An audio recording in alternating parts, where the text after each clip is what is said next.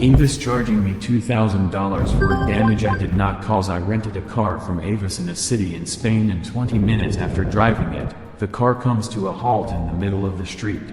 Roadside assistance came. Tow guy said it's not my fault, something wrong with the engine. Tells me this has happened to cars at this location before. A week later I get an invoice of $2,000 for the damages with some photos of the engine. I emailed them back admitting no fault and saying that they are the ones at fault for giving me a shitty car. They responded saying they won't waive the charge, of course, and if I don't pay it they will deduct it from my credit card on file in 15 days.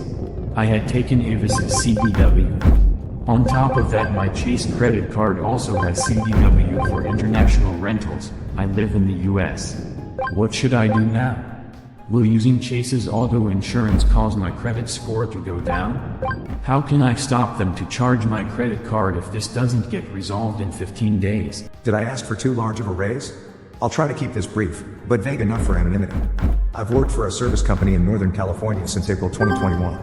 Starting from a grunt warehouse position, moving into managing one of our logistics departments since July 2022, and now managing an additional department for the last 6 months. I completely overhauled the first department, and it's never ran smoother, which is why they came to me to manage the second when its current manager was failing. I accepted but pushed for the move to salary. Before, I was at $30 per hour, and the second manager was at $32 per hour. My bump to salary during the takeover was $85 per year, but I made the stipulation with the logistics director and the VP of 90-day review and reevaluation of compensation. By the 90-day mark, leadership change, the director was still the same, but there was a different VP above him. Now we have hit the 6-month mark, and just had my review, which was phenomenal across the board. I took this time to present a full business case, showing all my highlights, as well as the analytics of my wage increase request. Between them not hiring another manager and having 2 of my employees laid off a few months ago, combined reduction of $145K/year in cut costs, I'm successfully running both departments very lean. With all this, I asked to be bumped to $110K/year.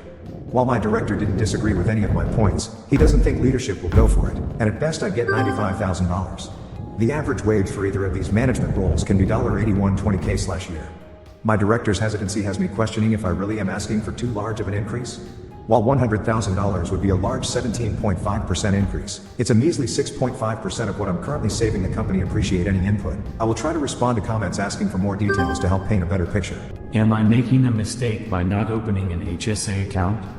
Disclaimer, I am aware of the immense amount of privilege I have.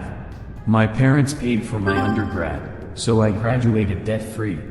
I quit my part-time job in college when it was job application season so I could focus on landing a great gig. I have an older brother in the same industry as me, tech, who coached me through interviews. I drive a, admittedly, 13-year-old car given to me for free by my parents. I'm super lucky and grateful. I wanted to post my numbers and see if there's anything y'all would change. Income, gross income, $120,000 annual stock award, $30,000 expenses, rent, $1,600 per month utilities, $100 per month gas, $100 per month gym, $59 per month groceries, $500 per month miscellaneous, $250 per month savings, HYSA, $4K. I know I need to get this up to $10K to cover 3 to 6 months of expenses. I just have been focusing on retirement contributions for 2023. 401K balance, $40K personal investment account, index funds, $45K. I don't currently have an HSA, as I'm covered on my mom's health insurance until I'm 26. I go to therapy weekly, and if I got on a HDHP that would be a rather large expense, whereas my mom's insurance covers 100% of mental health related appointments. My plan is to enroll on the HDHP and open an HSA when I'm 26. Ada for asking my fiancé to invite my mom to her wedding dress shopping appointment. I recently proposed to my now fiancé and we have started planning the wedding. We don't want to make a big fuss and have a big wedding or anything like that. We are trying to keep it simple. However, I was dismayed that when my fiancé made her appointment at the dress store, she did not invite my mom. She has invited her mom, her nan, her grandma, her sister and her best mate. I had hoped that my mom would be included. I asked my fiancé about it and she said it's normal to only invite those you are close to and that's what she wants for her appointment. I know my mom would be excited to help plan the wedding, however my fiancé has shut her out of the planning and any attempts she's made to try and join in or help. My mom is disappointed and I hate seeing that. She raised my brother and I alone after our dad left us. This is the only chance she will have to be involved in one of our weddings or to go dress shopping with a future daughter-in-law. My brother is gay. He married his husband as soon as it was legally allowed in November of 2015 and therefore he did not have a traditional wedding or any guests. They just went and immediately got married with no formalities. Not that anyone blames them for this because of course we don't, however I am just adding context to the situation. My mom didn't have a chance to be involved in my brother's wedding and mine is her last chance. Am I wrong for thinking my fiancé should invite my mom dress shopping and also allow her to help plan the wedding? My mom is disappointed that she isn't included and will have no role in the wedding beyond regular guest. My brother says I am wrong, however he and his husband didn't have to deal with this when they were married because theirs happened so quickly.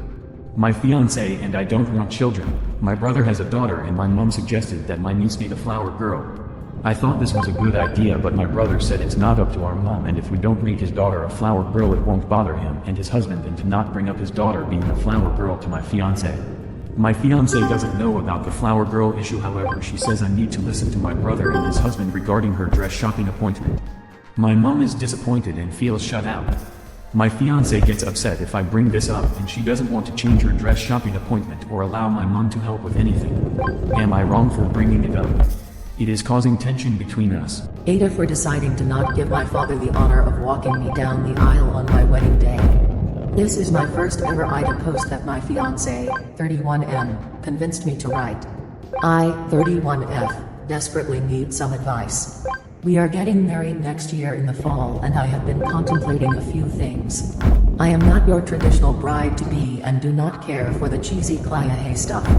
I honestly was fine eloping or going to the courthouse and having a trendy NYC party afterwards. However, I lost that battle.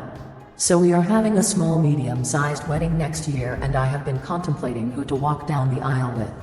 My mom pretty much raised my brothers and I by herself and worked 2 to 3 jobs at a time for years after she left my dad.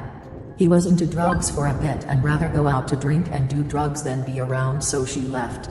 Pretty sure he cheated too. He wasn't a big presence in my life after that and missed the building block years that were vital to me as a young girl. My mom was my everything. I told my mom that if I walked down the aisle I wouldn't want to disrespect my stepdad, so I thought maybe to walk down with my dad and stepdad together. However, the more I thought about it, it didn't seem right. My mom is who raised me and struggled to care for us. She made that happen. Not my father. She should be honored in that way and be on a spotlight. I told my mom these thoughts and she was honored but said that my dad would be crushed and devastated, so I should just let him do it. My father and I have a okay relationship now and he does love me. He just wasn't present throughout most of my life. My stepfather and mother have been together since I was 15 and he has done 3x more than my father has ever done and treated me like I was one of his own. So here it is, Ada for not letting my dad walk me down the aisle and choosing my mom instead. Oh, I also must mention, my mom doesn't have much money but she made sure to pay for my dress and contribute enough to help me pay for my DJ. My stepdad also offered to help pay for my photographer. My actual dad has no money and does not plan on giving me anything to help me with the wedding. He claims he just doesn't have it. My fiancé is an attorney and I am a nurse, and we are pretty much funding the majority of it ourselves with help from his family and my mother. I am so conflicted right now. Please everyone let me know your thoughts. What if I postpone/cancel the wedding until my fiancé and his mom are financially independent from one another? My 29F fiancé's 26M mother hasn't worked in over 10 years. She has some income from a check she gets monthly for high-functioning special needs child, but my fiancé currently fills in the gaps and has been doing so for the past 10+ years. We've had talks about her getting back into the workforce so we can get married without him having to worry about her being okay financially. Based on things he said, I can tell he's hoping she gets on her feet, while also feeling some kind of obligation/guilt to help her until she does. But this has been going on for 10+ years, with no change still in the 5 months that we've been engaged. I I can't help but worry that it's not going to change, and essentially I'll be joining him in supporting her. I should note that she is 100% able-bodied and not disabled in any way, so it's starting to feel to me that she's just too comfortable and doesn't want to work. Either way, I'm not comfortable with the current arrangement, and my fiancé knows this. Because I'm still not seeing any changes, I'm thinking of postponing our wedding, 4 months away, until they fix this. However, I can't help but feel like TA. It's not that I don't want him to help his mom if she truly needs it, I think it's sweet. But I do have an issue that she's not even trying to help herself and is hanging on her son's ankles instead of working. I just really don't think anything is going to change until she sees that she's holding up her son's life, and he sees that I'm serious about it being a roadblock. Which if I put the wedding on hold?